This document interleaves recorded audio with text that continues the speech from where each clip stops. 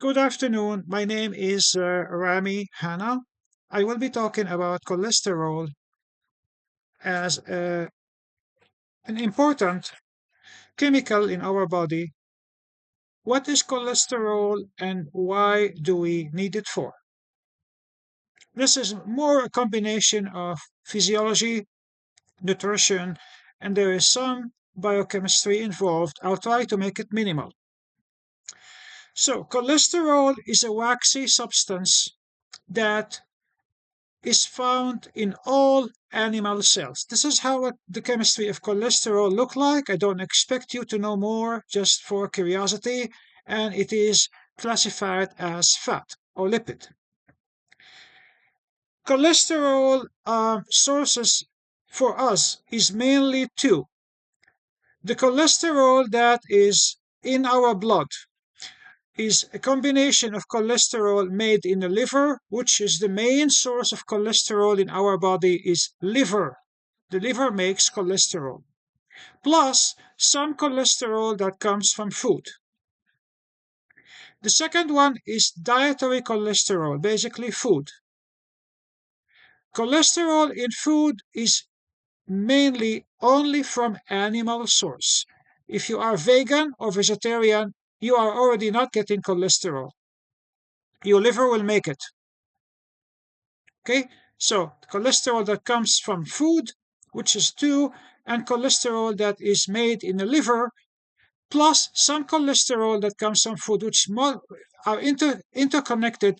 I will talk about it in a separate lecture or separate YouTube, and that is number one.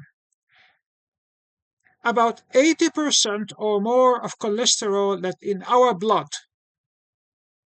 comes from the liver, if not 90%.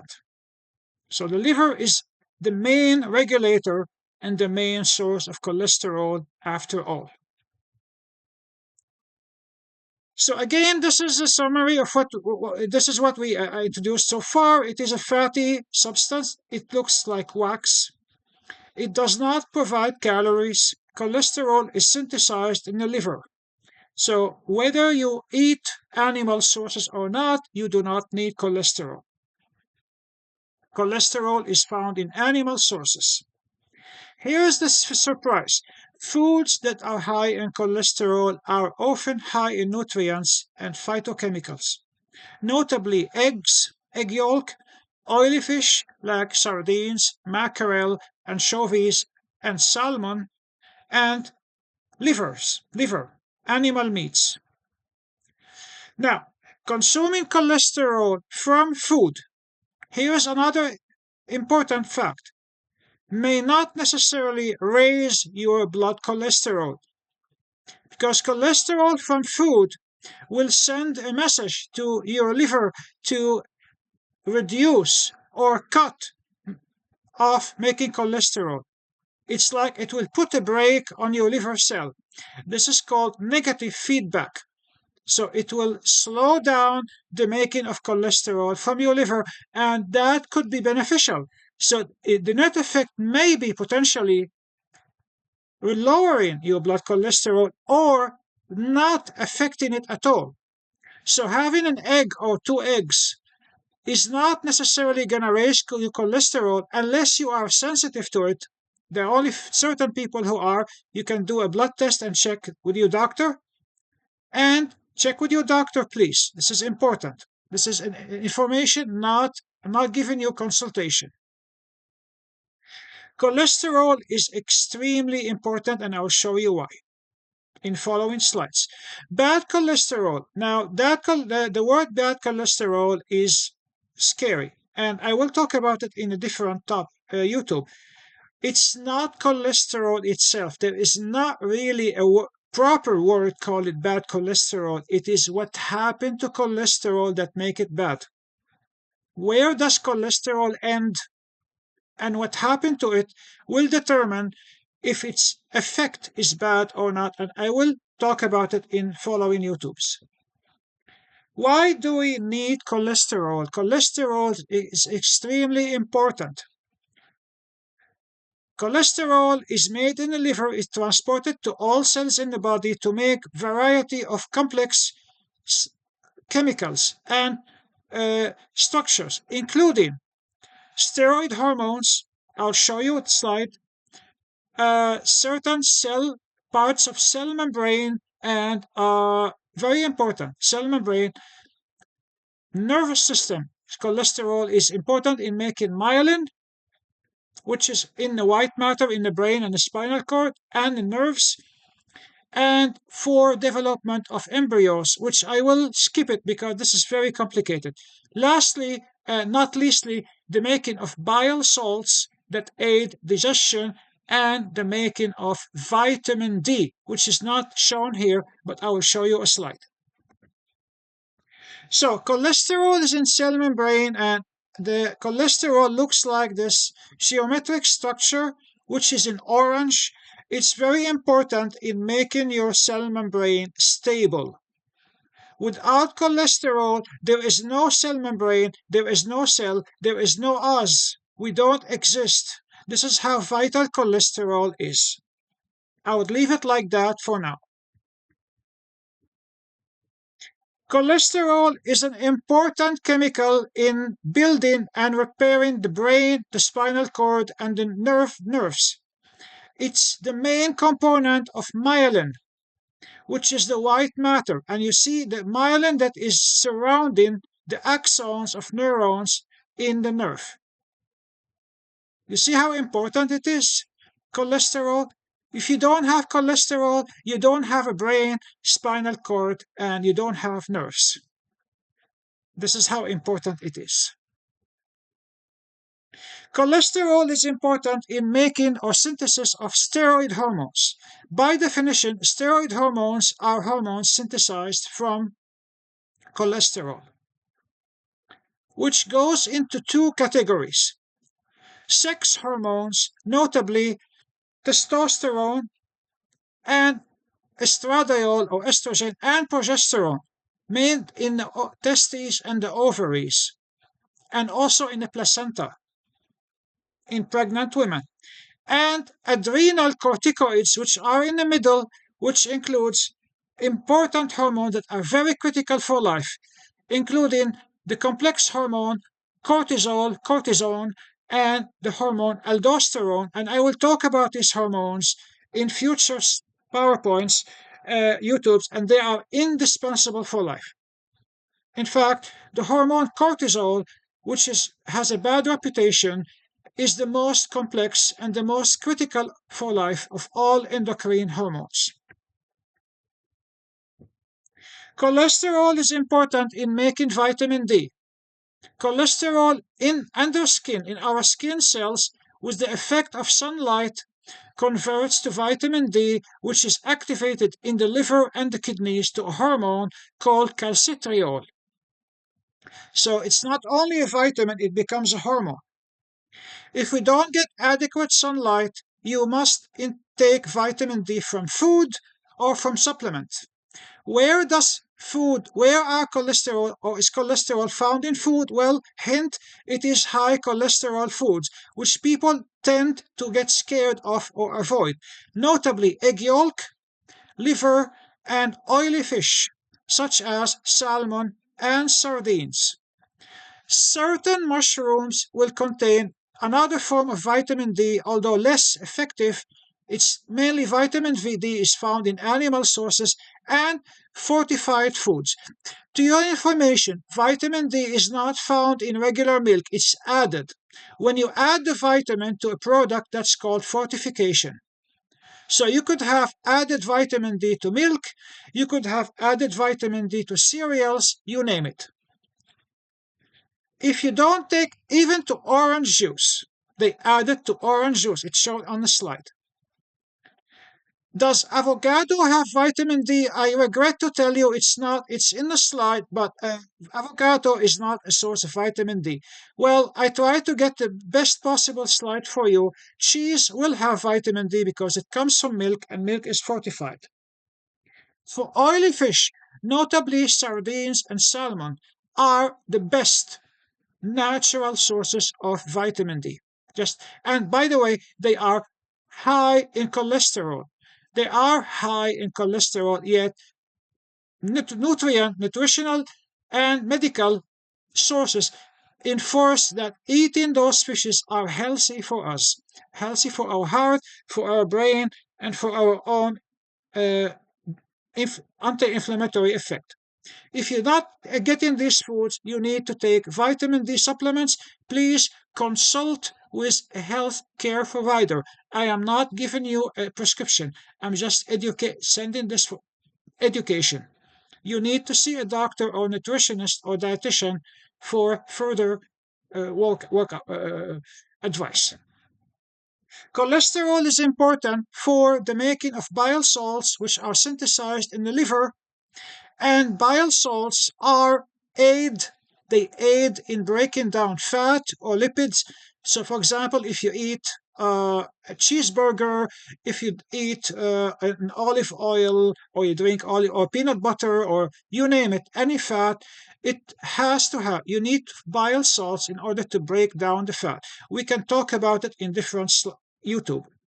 And also, bile salts are the main source, the main way that excess cholesterol is eliminated. Why? Because cholesterol is made in the liver and is being sent back to the liver. It's recycled. Excess cholesterol is eliminated through the bile would be a bowel movement, basically when the person defecate. The best way to eliminate excess cholesterol is to increase the intake of dietary fibers, notably soluble fibers, because soluble fibers have bind with bile salts and eliminate excess bile salts by making in the stool. That's why they say oatmeal, apple skin, metamucil, and other food, which are basically whole grains, whole legumes like lentil and beans and similar ones, are good for us because they may help reduce our cholesterol or keep cholesterol in check. So, how do we regulate our cholesterol? In a nutshell, I'm going to make it quick because I want an overall education here.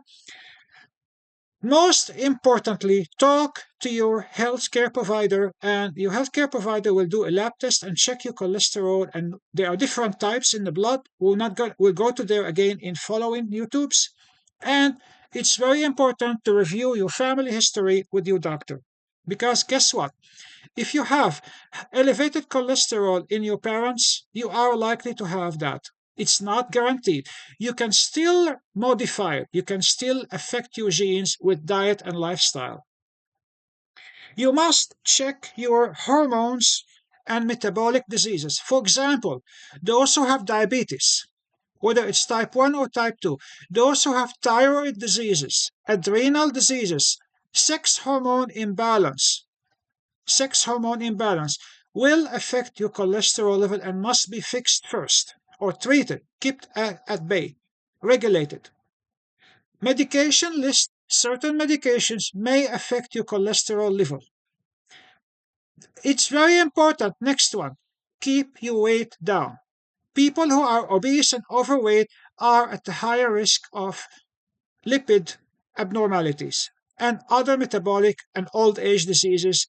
And that comes with also regular physical activity, whether it's walking, going to the gym, or doing any form of physical activity. Keep active regularly. Stress reduction. Stress hormone cortisol, although it's very important for us, extreme and prolonged elevation of cortisol will affect every aspect of our metabolism, including cholesterol.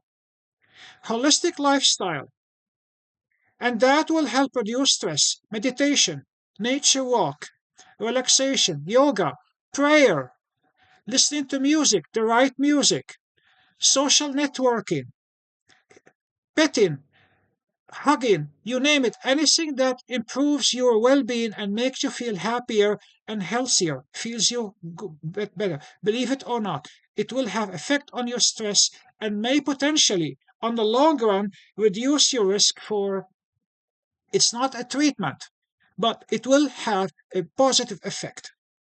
Regular sleep.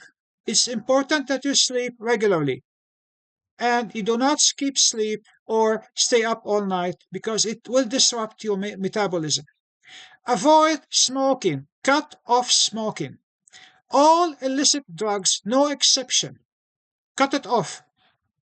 Reduce alcohol dramatically. If you grow up in a country or culture that favor alcohol such as beer or wine, drink in moderation with food. Now, there are controversies. Some literatures indicate that drinking red wine or high quality alcoholic beverages in extreme limitations and in moderation with food, like a couple of times a week, may potentially help overall health. But if you are not used to it, don't start, just stay away from alcohol, cut off alcohol. Okay? And healthy diet, which I will talk about it next. So, healthy diet involves the following: eliminate processed fat, notably man made trans fatty acids. Found, surprise, more in vegetarian foods, like certain margarine, like cakes, lots of baked, processed cookies and baked stuff that are processed contain trans fatty acid. That should be eliminated, literally eliminated as much as possible. And I'm not talking about trans fatty acids that are found in milk or cheese. This is okay. Man made trans fatty acids, not the natural one found in cheese and milk. Now, when it comes to fatty meats and excessive cheese and dairy, that should be controlled. I'm not saying you should avoid eating meats or dairy, but you should opt for higher, leaner meats and lower fat. Well, when it comes to dairy, it's now been it's now been agreed that full fat milk will have no effect, potentially positive effect on health, because fat in milk is natural. It's not man-made. As long as you drink it in moderation, it's okay to have dairy, okay? The same with cheese. Watch out for salt. That's another problem with cheese is salt. Cheese can also be a source of probiotics, which are good for us. So it's okay to have dairy, cut off fatty meats, cut off fried food and processed meats. Eliminate carbohydrates that are processed. This is extremely important. Processed carbohydrate, refined sugar, will increase insulin and will increase your risk of obesity, type 2 diabetes, and will disrupt your cholesterol level. In fact, it's now established that insulin resistance is the number one cause of cardiovascular diseases in the developed countries. It's not the egg that plugs your artery, it's the pancakes and the syrup. That's what should be eliminated. Increase fiber and lean protein intake. Fiber, discussed that before.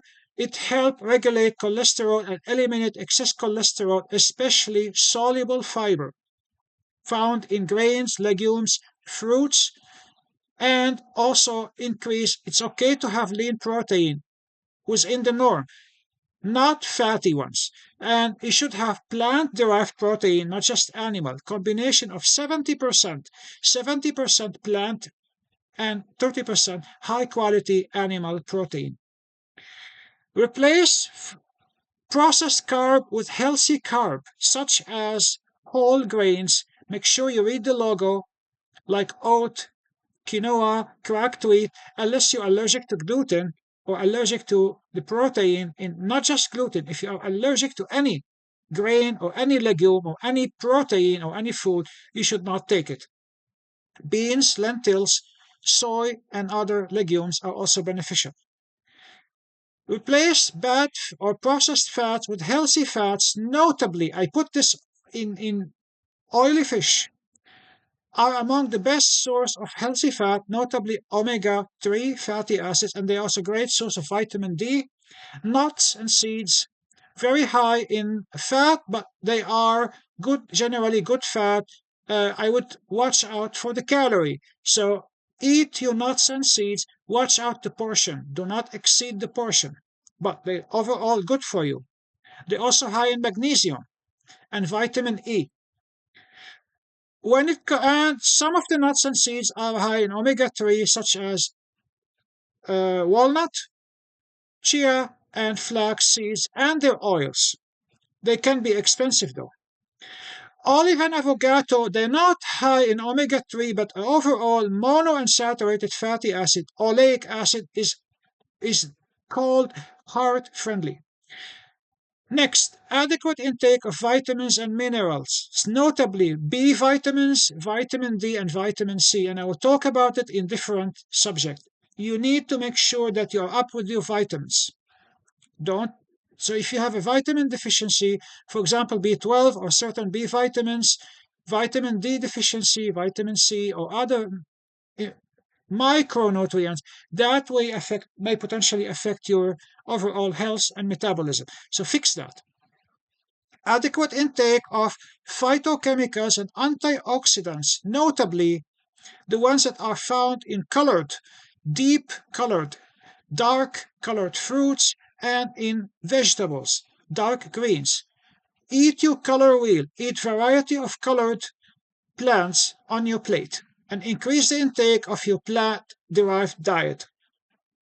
Adequate intake of probiotics such as yogurt, fermented food, and make sure you have the yogurt, natural yogurt, no added sugar, no artificials,